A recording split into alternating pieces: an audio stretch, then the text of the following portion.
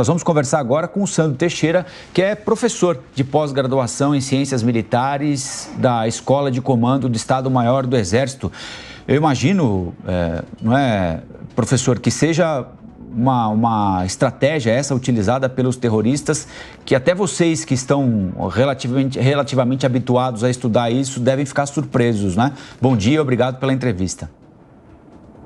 Bom dia a todos, bom dia à nossa dileta audiência. Sem dúvida, é um tipo de ataque, a ideia é simplesmente causar um efeito espetacular do terror para causar o pavor, causar o medo, e isso é um método que vem sendo utilizado por terroristas desde o final da década de 80, cada vez ataques mais espetaculosos, se valendo do ciclo ali de utilizar redes sociais para passar as imagens do ataque para aumentar a percepção de medo, de horror, de terror. Então isso sim é uma coisa. O que surpreende dessa vez é que o Hamas tinha um perfil menos brutal e ele agora abraça estéticas e técnicas do Estado Islâmico. Então a gente viu aí cenas extremamente brutais desses ataques de sábado que vão ficar na história e vão mudar um pouco a face do conflito. Talvez até por isso a gente esteja vendo aí a preparação de uma ação terrestre em Gaza por parte de Israel. Agora, professor, falando justamente dessa possibilidade de incursão, eu relembro que foi dado esse prazo de 24 horas, estamos caminhando mais ou menos para metade ou passando um pouco da metade desse prazo, um prazo dado por Israel, pelo Exército, para que moradores palestinos na região norte da faixa de Gaza se deslocassem para o sul. Nesse anúncio, desse alerta que foi feito à ONU, não há nada muito claro dizendo que vai haver a incursão, mas tudo indica que o prazo dado para esse deslocamento é por causa justamente dessa invasão que deve acontecer nas próximas horas.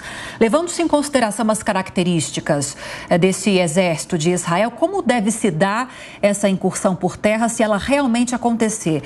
Quais seriam as estratégias iniciais assim que eles entrarem no território? O que o senhor diria para a gente a respeito disso? Bom, ocorrendo essa ação, a gente tem que deixar claro também o seguinte: essa ação pode ser sim uma preparação do terreno para uma ação terrestre imediatamente, depois do fim do prazo de 24 horas. Ela também pode ser uma finta, ou seja, um engodo para poder ver ali como é que se deslocam figuras do Hamas para que Israel realize novos ataques da sua artilharia e do seu poder aéreo. Como seria uma ação terrestre de Israel em Gaza nesse momento?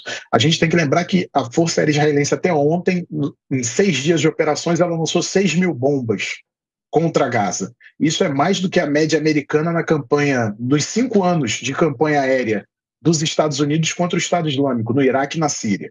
Então é um poder de fogo devastador. Então você já tem muitas ruínas, muitos prédios destruídos, muitas casas, e isso acaba, de certa maneira, também oferecendo a quem defende, ou seja, a quem está com o controle do terreno, que nesse momento é o Hamas, uma facilidade de defender e criar posições de emboscada contra a tropa israelense.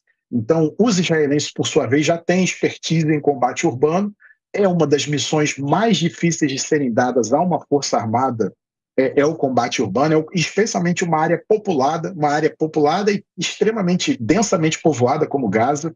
São 365 quilômetros quadrados, um quarto da cidade do Rio de Janeiro, para que a audiência tenha a ideia da comparação, e onde vivem 2 milhões de pessoas.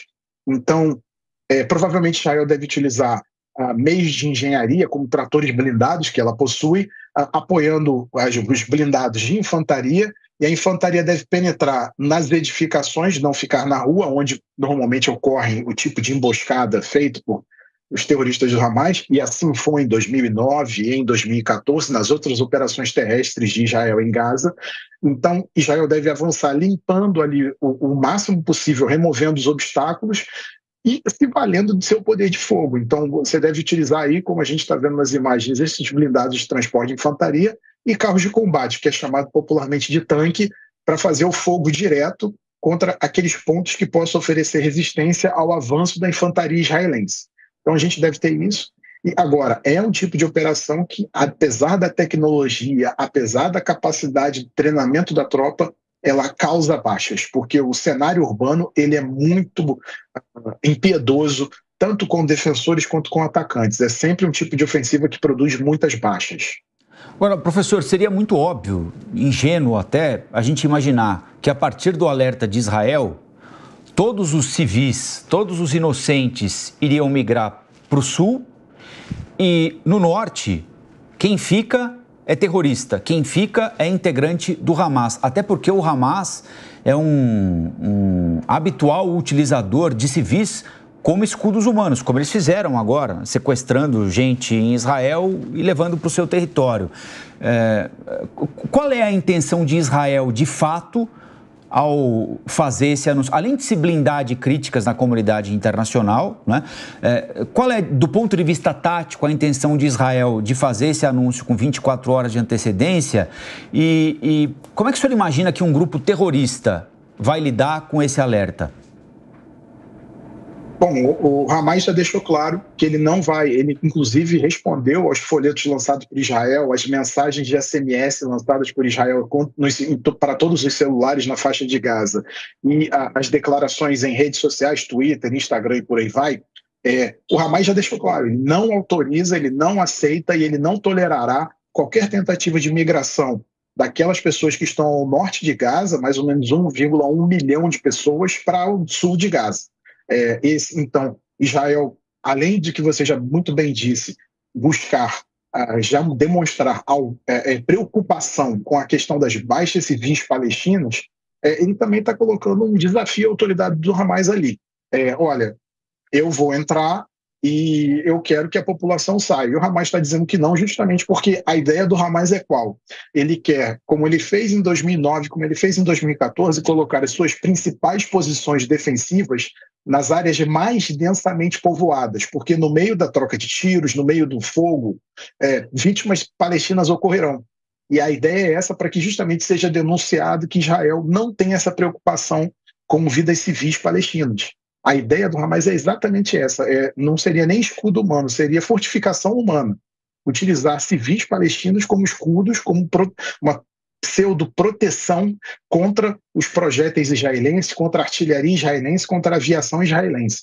Não à toa que você tem diversas instalações que são utilizadas pelo Hamas e outros grupos militantes palestinos na faixa de Gaza, Jihad Islâmica Palestina, a Brigada dos Mártires de Al-Aqsa, que ficam ao lado de instalações civis ou mesmo, pasmem, ao lado de instalações da ONU, ao lado de hospitais e por aí vai.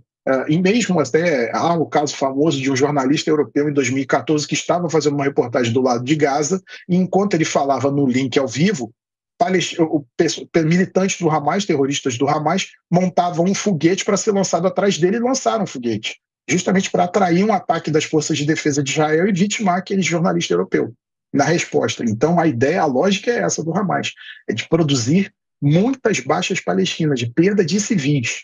É pavoroso, mas isso tem que ser dito.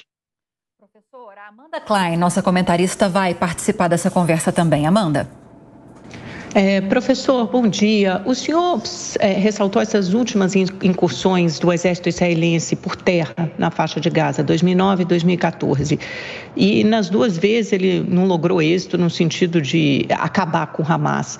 A pergunta número 1 é, por que dessa vez seria diferente? E 2, o senhor vem citando as dificuldades também. O Hamas, acostumado a lutar essa guerra de guerrilha, pode acabar sendo uma armadilha do Hamas, porque obviamente vai aumentar, vai ser um banho de sangue, na verdade, dos dois lados, talvez, provavelmente mais do lado palestino do que israelense. E quantos meses pode durar isso efetivamente? E é possível vencer, acabar com o Hamas de uma vez por todas, sendo que nas últimas duas vezes que Israel entrou, isso não aconteceu? Bom dia, Amanda. Eu agradeço pela sua pergunta. Uma pergunta que demonstra toda a complexidade do conflito. Por que dessa vez pode ser diferente? Dessa vez pode ser diferente porque Israel está mobilizando um número de reservistas que ela não havia mobilizado nos conflitos anteriores contra movimentos palestinos. Ela está mobilizando mais de 300 mil reservistas. Isso indica, assim, uma ação possível de avanço em Gaza. Esse avanço, o caráter desse conflito, essas rodadas que tem de enfrentamento entre Hamas, entre Israel e os grupos palestinos, especialmente o Hamas, não são rodadas que duram muito tempo. Então, em 2009 foi mais ou menos 1 mês e 10 dias, em 2012 uma semana, em 2014 1 mês, em 2021 foi mais ou menos 1 semana também. 2022 foi um dia, que foi contra a Jihad Islâmica Palestina. Pode ser que a gente tenha um conflito que seja muito rápido para os padrões do que a gente está acostumado a acompanhar, mas que para a região ele produz danos muito severos, muito severos. Agora, como Israel poderia... A ideia ali talvez seja degradar as capacidades do Hamas, realizando ali uma ação de talvez até ocupação do terreno. O desafio maior de você lidar com um movimento de guerrilha, um movimento terrorista que se esconde em meio à população, que não se uniformiza, que não se está aptamente identificado como uma força armada regular de um Estado, é que você precisa não somente da face militar para poder resolver esse problema, você precisa também desenvolver uma série de programas que torne a atração que aquele movimento tem muito menos forte, muito mais fraca do que ela possui nesse momento. Nesse momento, o Hamas é um fator atrativo em Gaza, até pelo próprio bloqueio. Então, muitas pessoas se valem disso e o Hamas se utiliza dessas rodadas de combates contra Israel justamente até para conseguir mais militantes, mais recrutas que se tornaram terroristas. Então, é um problema multifacetado que não é somente com a força militar que pode ser resolvido. A gente não pode negar a força militar, obviamente que não. Mas, nesse caso, Israel terá de entrar com muito efetivo, com muita força, e isso... Mas, ao mesmo tempo, isso tem que ser muito bem calculado e modulado para que Israel não perca o apoio da comunidade internacional em fato que ela está reagindo a uma agressão. Ela está reagindo ao fato de que ela foi atacada e invadida. Então, Israel vai ter que fazer uma ação muito bem calculada, tentando evitar o máximo possível de baixas civis palestinas, mas, ao mesmo tempo, tendo o máximo de efetividade contra o Hamas. Israel tem hoje algumas ferramentas que ela possui, algumas capacidades de inteligência que ela possui, que ela não possuía antes. Fato até que ela conseguiu matar vários familiares das lideranças do Hamas, vários líderes do Hamas que estão em Gaza. A alta liderança está fora, está no Catar e em alguns outros países do mundo árabe, mas quem está em Gaza, Israel possui uma capacidade de obter informações muito rapidamente e aí tentar eliminar de maneira mais precisa lideranças e mesmo posições ali que este grupo possua. Agora, é um cenário extremamente difícil e complexo. Cláudio Dantas, sua pergunta para o professor Sandro. Professor, hoje é o dia da Jihad, segundo a convocação que foi feita por um dos fundadores do Hamas, e nós já estamos vendo aí, inclusive nas redes sociais é possível ter acesso a diversos vídeos, ataque a um diplomata israelense na China, a um professor judeu na França. Nós temos vídeos mostrando beduínos egípcios tentando entrar em Gaza, na fronteira aí com o Egito, justamente para poder participar da Jihad. Temos protestos em Bruxelas, temos em Moscou pessoas pichando a estrela de Davi em estabelecimentos para que esses estabelecimentos sejam identificados como alvos da Jihad. A pergunta é a seguinte, qual é o tamanho disso? Bom dia, Cláudio, obrigado pela pergunta.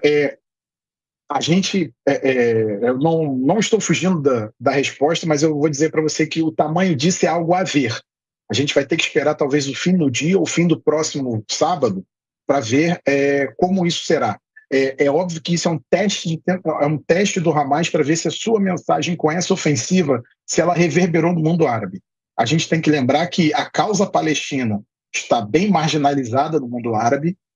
Não à toa, vários países árabes começaram a normalizar relações com Israel, e uma das possíveis razões para essa ofensiva do Hamas, com os outros movimentos embaixo dele, enquadrados por ele contra Israel, possa ser sido o de mostrar esta causa. Óbvio que temos que deixar claro que existe uma diferença entre a causa palestina e a ação terrorista do Hamas. Existe uma diferença muito grande, né, nesses dois pontos.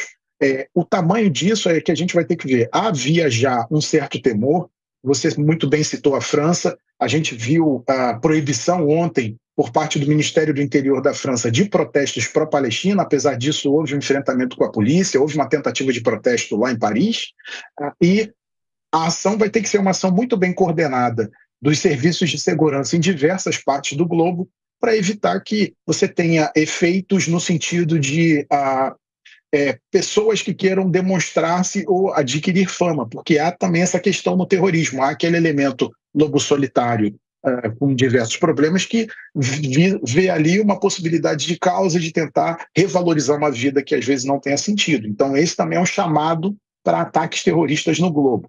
Até o momento a gente teve ações comparativamente ao padrão do terrorismo clássico pequenas, esses ataques que a gente tem visto, que foram relatados, mas a gente viu uma preparação desde a quarta-feira, da noite, da madrugada de terça para quarta. Israel tem alertado comunidades judaicas no exterior para que aumentem os efetivos de segurança. Ontem mesmo a gente estava acompanhando um briefing reservado do Biden, houve a notícia de uma reunião reservada do Biden com as autoridades de segurança americana, no sentido se haveria algum efeito dessa chamada à jihad global feita pelo Hamas nos Estados Unidos, e a gente viu reuniões parecidas em outros países do Ocidente, né, especialmente da Europa, e por aí vai. A gente vai ter que ainda ver, Cláudio, assim, é um chamado forte, mas até que a resposta tem sido muito fraca, dado se a gente for comparar com, por exemplo, movimentações que foram feitas nesse sentido na guerra Israel-Hezbollah de 2006, ou mesmo as respostas à primeira e segunda intifadas. Bom, nós conversamos aqui no Jornal da Manhã da Jovem Pan com Sandro Teixeira Mota, professor do Programa de Pós-Graduação em Ciências Militares da Escola de Comando Estado-Maior do Exército. Professor, muito obrigado pela entrevista. Bom dia para o senhor. Bom dia a todos e continuamos acompanhando aqui. Estamos à disposição aí. Muito obrigado.